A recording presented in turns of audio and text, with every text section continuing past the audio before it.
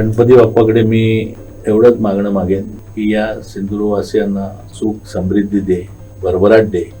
यांच्या सर्व इच्छा पुऱ्या कर की आज आपल्या महाराष्ट्राची अस्मिता असलेले छत्रपती शिवरायांच्या पुतळ्याची ज्या प्रकारे अवहेलना झाली, ज्या प्रकारे अस्मितेला काळिमा लागण्याचं धाडस या सरकारने केलं, या सरकारला सद्बुद्धी दे आणि या भागातल्या नागरिकांना आणि या महाराष्ट्राच्या जनतेला सद्बुद्धी दे की त्यांच्या फायद्याचा आणि योग्य ते या महाराष्ट्रामध्ये छत्रपती शिवरायांनी रयतेचं राज्य म्हणून हिंदवी स्वराज्याची स्थापना केली होती,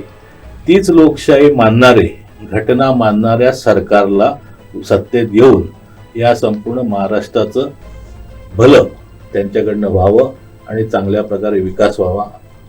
हीच मागणी मी या गणेशाकडे करीन.